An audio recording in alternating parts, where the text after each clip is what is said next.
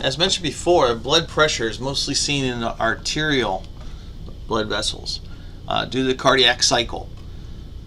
Ventricular systole is the contraction of the ventricles. In particular, left ventricle pushing the blood out into the arteries will create the greatest amount of pressure. And at maximum pressure, what we call systolic pressure.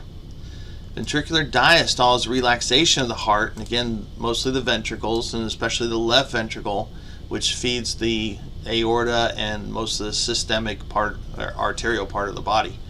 Will create minimum pressure, a little bit of backflow, and what we call diastolic pressure. So the difference between these two measurements are what we give for blood pressure. Now off to the side here, you want to write normal blood pressure is 120/80 for adults. Now this is the norm, okay? Now it was the old norm and it's the new norm, but the old norm, it was the average. And then again, how much plus or minus, how much above or below that you should normally go, differed from text to text and doctor to doctor, okay? So again, it's a standard. Now, again, it's a new standard. What changed was the range.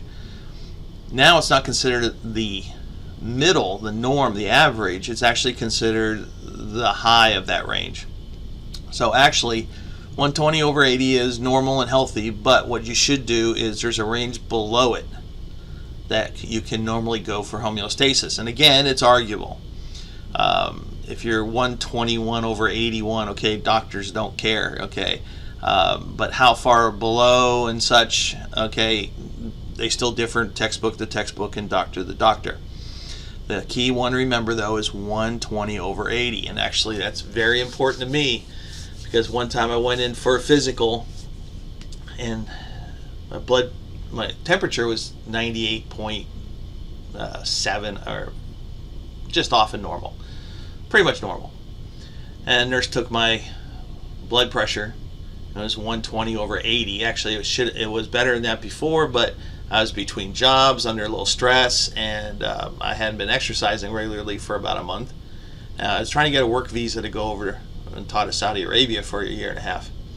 And the PA came in about 5 minutes later and asked me right off. She says, well, what time can you make a stress test tomorrow? We have to get you on meds.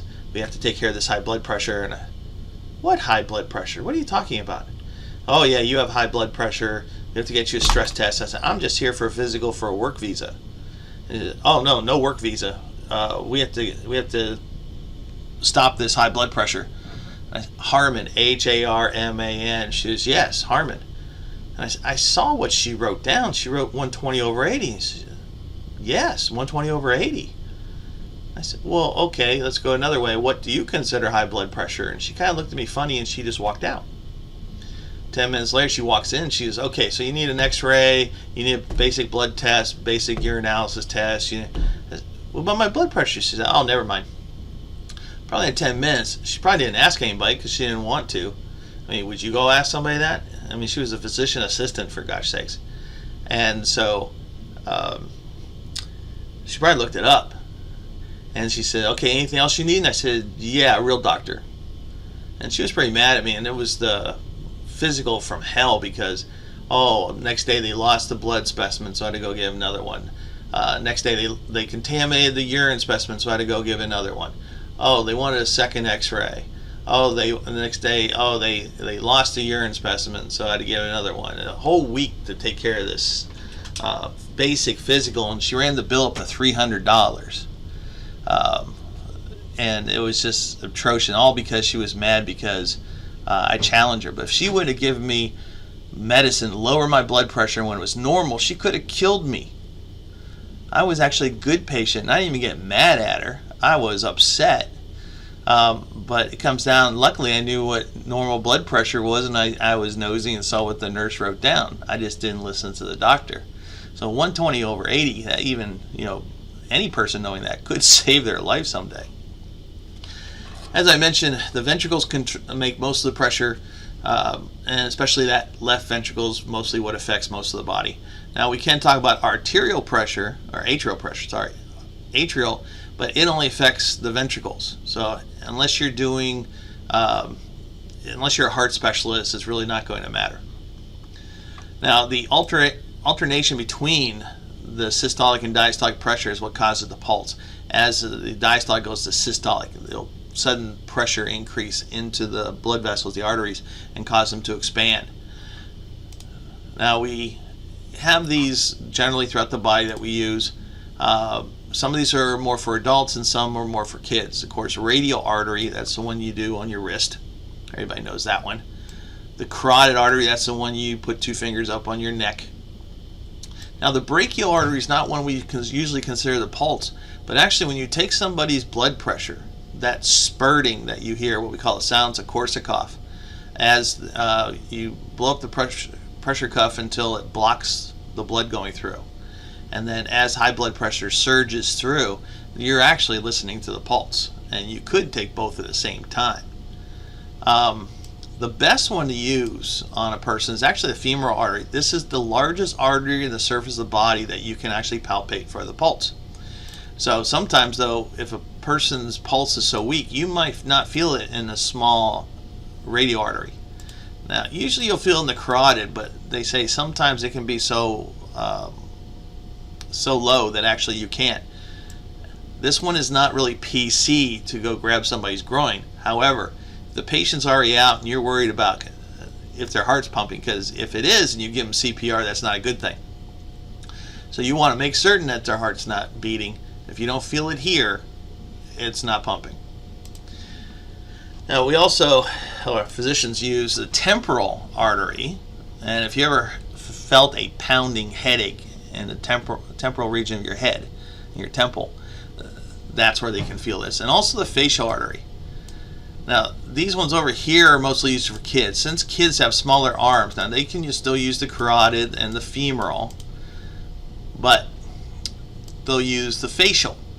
And I was going to take that off the list, yet I took in my son when he was about 2, and the doctor just held his face, and she says, "Oh, you're so cute," and she's looking at her watch, and I knew what she was doing, but I waited till later to ask her, and she's, "Oh, yeah, oh, kids don't mind if you grab their face and say they're cute, but if they think you're doing some kind of test, then they're gonna fuss, and that throws off the pulse."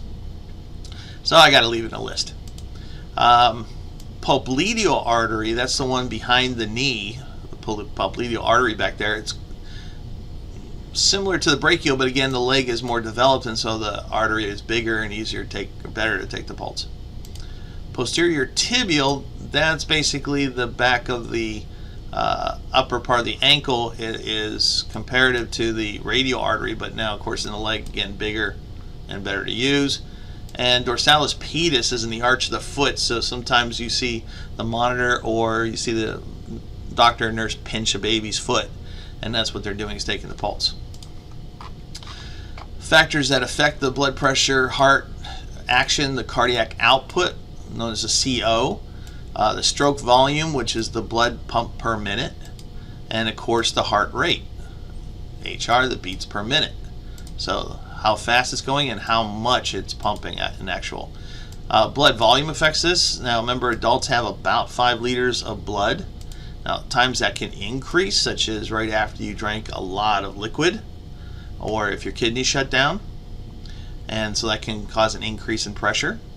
A decrease can be due to severe dehydration or bleeding out. Peripheral resistance is the other factor that will come into effect here. That is the friction between the blood and the blood vessel, and this all has to come down to surface area to volume ratio again. During vasoconstriction, you're going to increase the peripheral resistance.